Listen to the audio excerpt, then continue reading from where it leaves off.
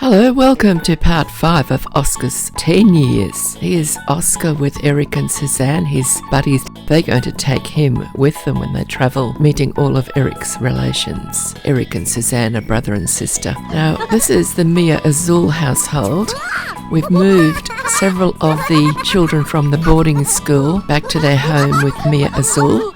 We've been turning the imaginary friends real and giving them makeovers. Pat still needs his makeover, and his imaginary friend still needs to be made real. I don't know how he ended up with an imaginary friend in his inventory, but he did. And he himself, of course, is an imaginary friend made real. They're having some fun just before they catch the school bus to go off to school for the day. Since Mia Azul and several other members of the household are mermaids, this lot has been placed on the beach so that part of it is in the ocean. So those Sims that are swimming in the ocean are still on their home lot. We saw this at the end of episode 4, so we're picking up from that point. That's Sandy Seaworth and Mary Azul. They're both clones. Little Sandy is the clone of Salty Seaworth from Isla Paradiso, and Mary Azul is the clone of Mia Azul from Isla Paradiso. Oh, that's interesting. The school bus will be here soon, and then we'll go to the library to see Eloise and little Chrissy in the library. Chrissy is a toddler and she needs to read her toddler books, and the library is the best place to do that because you can get through them really fast.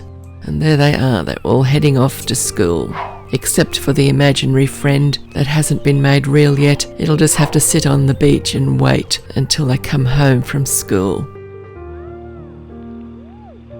That's Eloise and Chrissy. They are in the library. Now this library is the Gothic Library, which is a venue, I think it was the first venue that was released for The Sims 3. And I like to add it to any world that I come across that doesn't have a library in it. So that'll be any of the player-made worlds in this game that came without all of the buildings. Some of the worlds I've chosen are completely empty. They might have a city hall, but that's about it. This library has got several floors in it, goes down to the basement, there's little adventures in it and all sorts of things. The blonde we saw is June Joyce. She was originally made to be a sculptor. She's one of 4 sculptors that between them can make all of the sculptures that are available in the Ambitions expansion pack. Oh look, there's Richard Seaworth. That's Sandy's imaginary friend made real. The children must be home from school. We'd better go and check on what's happening there. I'm sure little Chrissy will get through her book. She's only got one left to go. And here comes Jim Reed. He's a sim I made way back in about 2010. Pulled him out of the library and added him in here as an extra townie. Back at the Azul household on the beach. Remember earlier, before they were going to school, the children were running around on the beach, and one of them was an imaginary friend who had been made real, but he hadn't had his makeover yet, little Pat. Well, he's had his makeover now, and here he is. I took his cap off. I don't have hats on any of my Sims usually. There he is, little Pat. He's Mary Azul's imaginary friend made real, and he has an imaginary friend in his pocket who was alive. She was running around playing on the beach with him, but we're going to make him come real now. Problem is, Pat doesn't have a potion yet, but his previous owner, Mary Azul, is busily trying to make an imaginary friend metamorphism potion for him, and as soon as she is successful, she'll hand it over to Pat, who will give it to his imaginary friend, also named Pat. Armed with the necessary potion, Pat chats with his imaginary friend, Pat. I thought it was rather curious that they're both called Pat. There goes the potion. Imaginary friend Pat becomes real. He gets a makeover, and here he is, now named Paul. Looks like he's going upstairs to the surface. Mary Azul. Now the 3 little imaginary friends that have recently been made real are working on their child skills. And once they've got level 3 in the child cooking skill and level 3 in the child blocks skill, I will move on to another household and leave this lot to get on with being children together with Mia Azul and Sarah Jane. We will still see them around town occasionally, and we might even come back to this household at some point, so at least you know who they are now. So as not to disturb things too much, I tried resetting a child who was in school, and as a result, every single child in the school suddenly popped outside, and that's when I discovered that all of the Steele children are still tragically mourning the death of their mother Bonnie in a tragic accident when she didn't have a death flower on her. I just thought you'd like to see this result. Don't reset somebody who's inside a rabbit hole if you don't want the whole rabbit hole to be emptied like the school was.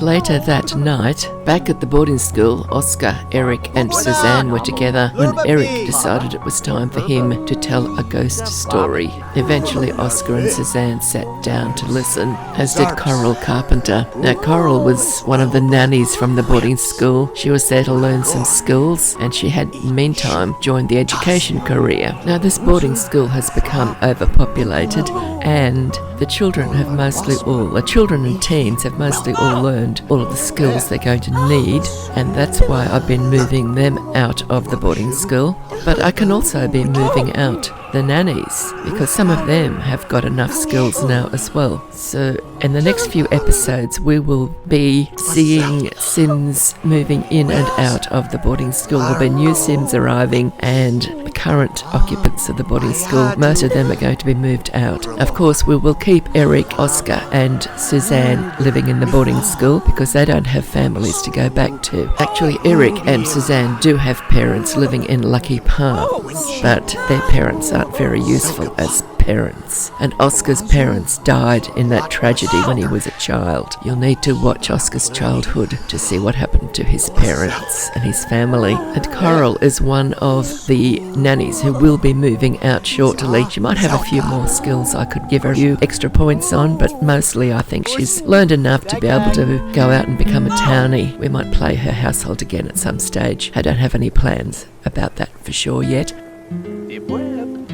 This is Kirsten's home. She's been moved out because she's learnt the skills that she needs, and her imaginary friend is out and ready to be turned real. Kirsten lives with her father, Kim Fawkes, and Rags is about to become live. This is one step before becoming real. So now Rags and Kirsten will need to get to know each other and become best of friends before Rags will drink the potion. Now Kirsten has made the potion already when she was at the boarding school. The children were there all working hard learning potions. I think Kirsten will probably make all 10 of the potions now from the chemistry table. So there she is chatting with Rags. Kirsten has actually got quite a lot of half siblings because her mother tends to get into relationships with various male Sims and has a baby, and then she decides she doesn't want to look after that baby, and she just goes and leaves the father with the baby to raise on his own. We'll be meeting her other siblings as we go along. She's got one older sister and several younger siblings. And when Rags becomes real, Kirsten's father is going to adopt her, and so that will give Kirsten a total of 7 half siblings at this stage of her life. So there you go. Here is Rags. She's now Rhonda, and she's just completed her blocks and cooking skills while Kirsten has been at school. The next day, Kirsten will take Rhonda to school with her. Now, we need to send all of the children back to their homes. Oh, all of the ones that are going back to their homes. But Ben Craig, his parents have gone missing. We have to find them. And Isabel Howe is going to be our travelling sim, and she is now going to go through all the worlds. And I've decided, since I've got no clue where his parents might be, they're in another world somewhere, she's going to go through them in alphabetic order. And the first place she's going to look is Barnacle Bay. I found her sitting at the bar in the Porta Party mini warehouse, and we'll catch up with her in Barnacle Bay. We won't be there for long. When she travels, Isabel will stay at the boarding school if there is one in the world she's arriving at, or else she'll stay in the base camp, and if neither is available, then she'll just have to find someplace else to stay. Now this is the boarding school in Barnacle Bay. Just giving you a very quick look through it. I tend to have boarding schools in several different worlds. This is the only world with this version of the boarding school in it. I had to abandon it eventually because Barnacle Bay became unplayable. It became unplayable because there were way too many Sims in the world. But a lot of the little fairies from the fairy village, they got their toddler skills in this boarding school. And we will be meeting them because they're going to be moved out to other worlds. And I've now moved Sims from this world to several other different worlds, and we will come across them eventually.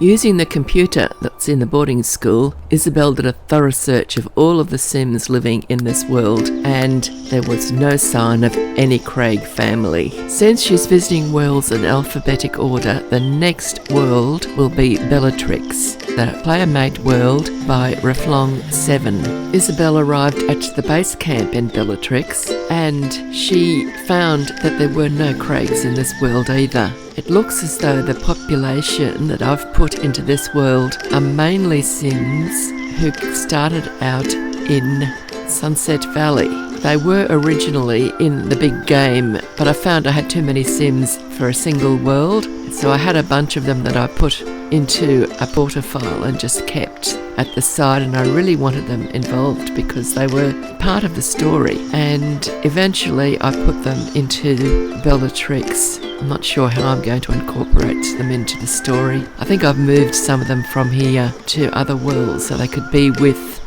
their traditional friends. But I'm just giving you a quick fly through the world so you can see what it's like. It's different. It seems to take a lot from the EA world, Lunar Lakes. Although those trees are now available to anyone, they originally came with Lunar Lakes, and you had to have that world to get those trees. And the Lunar Lake rocks, those blue jagged crystals, they came from Lunar Lakes. And I've noticed that there's rabbit holes in this world are rabbit holes from Lunar Lakes. I think it's a beautifully made world. So I just thought you might enjoy a quick look. Whilst most of the population are well-known Sims from Sunset Valley, there are a few from Dragon Valley and even a small group of Sims that I made myself, and they've ended up in this world. None of them are related to Eric though, so I'm not sure if Eric and his friends will show up here. Oscar might come here at some stage on his own just to check it out, see what it's like, see if he can find a potential future wife, because that might happen after he becomes a young adult. Cake Island is another world by Reflong 7, and it does have some of Eric's relatives living in it, so we will be back here. Isabel has rented an apartment. This world comes with some buildings, and I have added others. So I'll just show you a little look around very quickly. It's an island, it's in the shape of a cake with a piece cut out, and the buildings that came with it are all quite unique and beautiful inside. And then I have added things that I want. The population is a mixture from Sunset Valley and Dragon Valley, and quite a few Sims that I have added myself, including Eric's relatives. He's got a couple of families, at least 2 households of his relatives living in Cake Island. But there is no sign of the Craig family in this world. We did, however, find Gobias Koffi's tombstone. Gobias Koffi is another one that I was missing, and now I've found his tombstone in this world. I was looking for it because it's come to my attention that since he died, he's managed to have another daughter. I discovered her by looking at Eric's family tree, and I thought, that's a child I've never seen before, know nothing about. And it turns out that he has had a daughter with, I think it's a Sim from Dragon Valley. Don't know what world they're living in though, so that's somebody else we've got to look for during Isabel's travels. One mystery is solved. We've found Gobias. Now it's time to move on to the next world, which will be Chocolate Cake Island. This is the world where Oscar went when he first was taken from his home. This is the boarding school in Chocolate Cake Island. That's Mara Nix, a townie from Moonlight Falls, and Riordan Mithrilin. He is also a townie, but he came from Dragon Valley. And that's Mina Fields. Eric doesn't have any relations here, but he was living in this boarding school at one point before I moved him out. I moved everybody out that I could, but there's still a handful of Sims left at the boarding school, and there are no other Sims that I am playing left in this world. The problem I was having was extreme lag and constant crashing. The little chap there with the red hair, that's Francesco Winterbottom. His parents are living at the boarding school. The one reading him a bedtime story is Mina Fields. She was living with her parents in Lucky Palms, but she came to the boarding school so she could be a nanny and also to learn some skills because she didn't have many skills. She's not related to Eric, although some of her nieces and nephews are related to Eric, because her brother Ted was a former partner of Patience and he had 4 children with Patience. Later on, Ted married Helena, who was Patience's eldest daughter, and Ted and Helena had another 4 children who are also related to Eric. So we might see more of Mina during Eric and Suzanne and Oscar's travels. Francesco's gone to sleep. Francesco's parents are Carly and Bruce Winterbottom. They were living in Moonlight Falls, but Moonlight Falls is now overpopulated, so I'll have to find another place for them to live.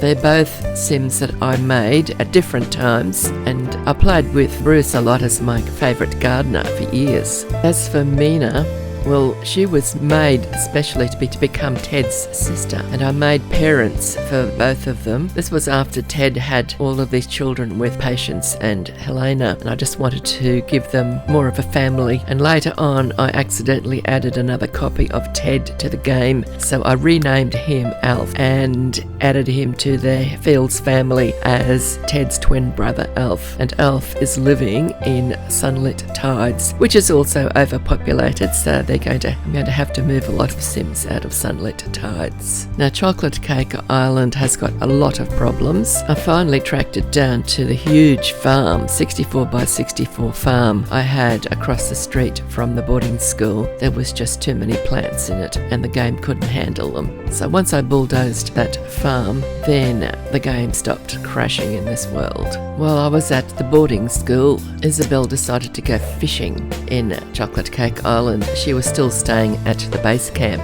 I didn't put her into the boarding school. Here is a little flyover of Chocolate Cake Island. It looks very empty. It's not really showing all of the buildings that are there. That's the little beach where Isabel's fishing. But there's not very many buildings there anyway. We just can't see the base camp. There it is there. And that's where the boarding school is. And across the road from that boarding school is the farm, which once I deleted, things worked beautifully. However, I hadn't realised what the problem was, and on this visit, Isabel didn't move anybody from the boarding school because the game just wouldn't allow her to leave with any other Sims. So she had to move on to the next world without taking anybody from this boarding school with her. We will come back later on in another episode and start moving Sims out of here because they're all ready to go home.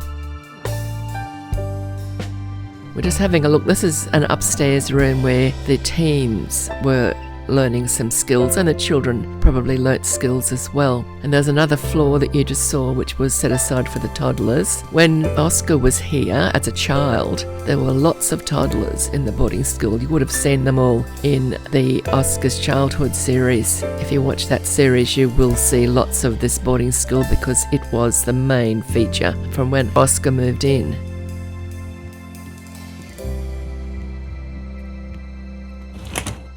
There's Carly Winterbottom, that's little Francesco's mother. I'd made her as a single Sim, and I decided that Bruce, who was also a single Sim when I made him and played him for years, I finally got them married and they had a baby. Bruce has got red hair, and that Sim who's just walked up the teen, who's now on the phone, that's Faith McDuff. She is from Moonlight Falls. And there's Bruce Winterbottom. He's standing at the top of the steps that go down to the basement. He's on the ground level at this point. Now that's him, that's the steps going down to the basement. And that staircase there in the corner is the one that goes up to the upper levels of the boarding school. There are more staircases on the outside. As you can see, there's a lot of levels. I think there's 5 levels altogether, and each one is set up with different types of skilling objects. This level is mainly for the children. Cricket Irwin from Lucky Palms has joined Carly and Faith, and there is Mina again. And here's Riordan Mitherland. He's gone to Performance Park. He's watching an invisible show on the stage. And the lot next door is one I built. It is my supernatural park. I've just built a toilet block there, and it's got the 3 small rabbit holes from a supernatural expansion pack.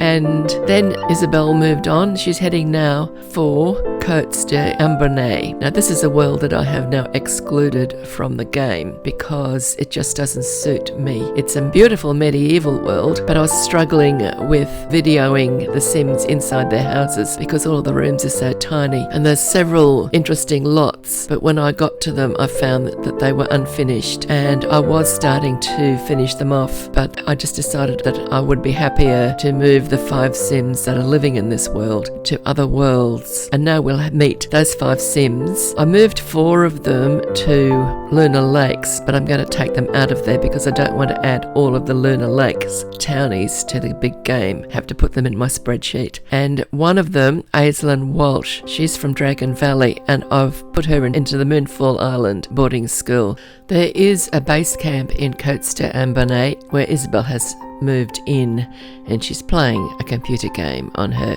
laptop. These are the 5 Sims that are in this world. We're going to visit Gladys Black first. Here's Gladys at home. She lives by herself in this house. She's about to go to work. She's obviously in the music career, but I told her to change into her everyday outfit. But she instantly whipped that guitar out to cover up most of her outfit. As you can see though, she's one of my special fairies. I've got a group of Sims with these skins I got from Moonskin 93, and they're either fairies or a hybrid fairy and genie, and she is just a fairy. Next we find Bambi Bombay living in her own little house. She lives alone and she's a witch. She's one of 15 female witches that I made some years ago and have not played very much. I made them to get a badge that required 15 female witches. Biddy Bombay is another of the 15 female witches that I made at the same time as I made Bambi, and she lives alone with her ginger cat. So we'll be taking the cat with us when we move her out of this world. Mitch Bombay is one of 15 male witches that I made after I gave up on getting the badge that needed the 15 female witches. I thought they needed equal numbers of male witches in a game somewhere. All 15 of the male and female witches are spread in various worlds in this big game, and Mitch has become engaged to Biddy. And the 5th Sim we're taking from this world is Aislinn Walsh. Now she is a townie from Dragon Valley, but she has become a part of the game, and she's going to be going to live at the boarding school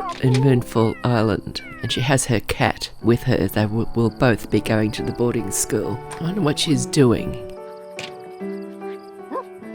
Everybody gathered at Biddy's place, and then Isabel dialed up her travel service, and they all travelled together to Lunar Lakes. And we'll drop everybody off in Lunar Lakes with the exception of Isabel and Aislinn Walsh and her cat. And then Isabel and Aislinn Walsh and the cat will travel to the boarding school in Moonfall Island. So now we're going to see a little bit of Lunar Lakes, and then we'll return to the boarding school, and that'll be the end of the video. The travellers have arrived in Lunar Lakes and they've temporarily rented a small house. We'll have them all moved into their own homes or heading back off to Moonfall Island very quickly. Lunar Lakes has got 2 craters. and there's some very interesting houses up there. So I'm going to move a couple of them up into the craters. There's some of the rabbit holes there along the side there. When I first got this world, I just didn't like it at all because it was just so not The Sims. But once Into the Future was released, this became one of my favourite worlds. It's a lovely little world. You can see the influence this world has had on Bellatrix, which was made by Reflong 7. All of these trees and the crystal rocks all came with Lunar Lakes. So there are the two craters. We'll have a closer look at them and I'll move some Sims in there. Just have a quick look around the world from map view so we can have an idea of what's here. Bambi Bombay moved into number 10, Cavil Court, which is up in one of the craters. And it's a one-bedroom house. That's her bedroom, and she's sitting in there reading. From the outside, it looks like it's a mansion, but it's really quite small. See, there it is, all those round roofs. We'll go down and we'll see. She's got very few rooms. It's mainly just a large lot that's covered with roof. And that's her bedroom in the left-hand corner there, the top.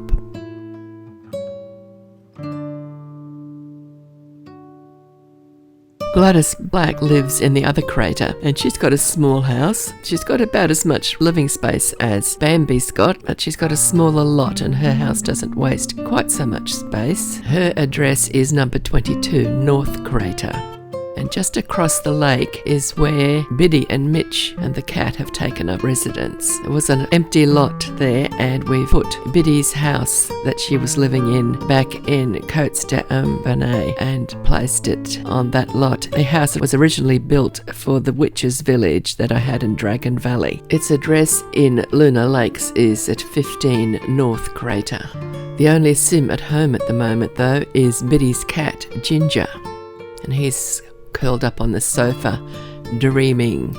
I think he's having some nightmares and some happy dreams. It's about time he woke up. Mitch and Biddy were both out. Mitch went to the library. It's the first time I've seen inside the library at Lunar Lakes. Seems to be quite a narrow building. Mitch found something very interesting on the wall. Don't know who his friend is. Must be one of the townies from Lunar Lakes. I'll try to let you see a bit of a close-up of his face so you know who he is. Be able to recognise him if you see him again. And Biddy's gone to the theatre, but she's inside a rabbit hole, and you've already seen her, so you know what she looks like. That's the theatre rabbit hole for Lunar Lakes.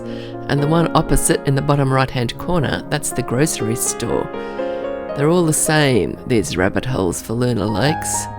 They're all quite small. They're really useful if you're wanting to put rabbit holes somewhere underground or just on a small lot or inside some building that you've built. But now it's time for Isabel and Aislinn Walsh and Aislinn's cat to return to Moonfall Island and rejoin the boarding school. Aislinn is going to become one of the nannies there to learn some skills, and she's going to drink a potion so that she's no longer almost an elder and she'll become a young adult. If you've been watching this series of videos, you will know that there are a lot of potions at the boarding school in Moonfall Island because all of the children were making potions and most of them made all 10 potions. So I'm sure Aislinn will have no problems finding a young again potion somewhere there.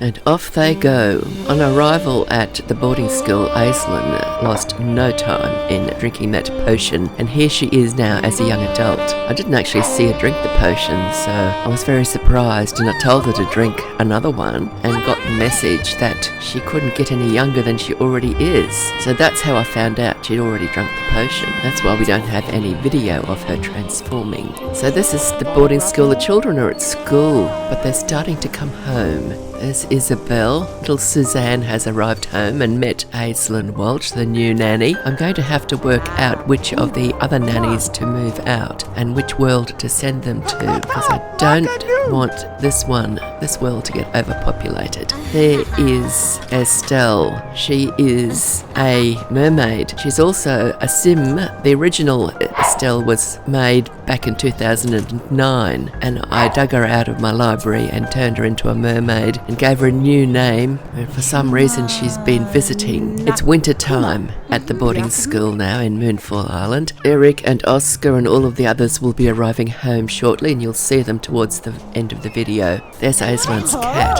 It arrived safely. The teens and some of the children are getting home late because I was playing other households, and the game sends them off to after-school activities and part-time jobs and all sorts of stupid things. That teen talking to Eloise is Jeanette Bright. She came from Barnacle Bay, but she doesn't have a home to go back to, because I think she must have been a homeless sim that moved in with one of the other households. I do hope you've enjoyed the video, and it'd be greatly appreciated if you could give it a like if you have enjoyed it, and if you want to see the next episode, and be sure not to miss it, and you haven't subscribed yet, well then perhaps you'd like to subscribe. And thank you very much for everybody who has subscribed. And as my numbers of subscribers grow, well then the channel gets put out in front of more people, and that gives more people the opportunity to see the videos and decide to like and subscribe. So it's all very helpful. Thank you. So bye bye for now, and happy simming.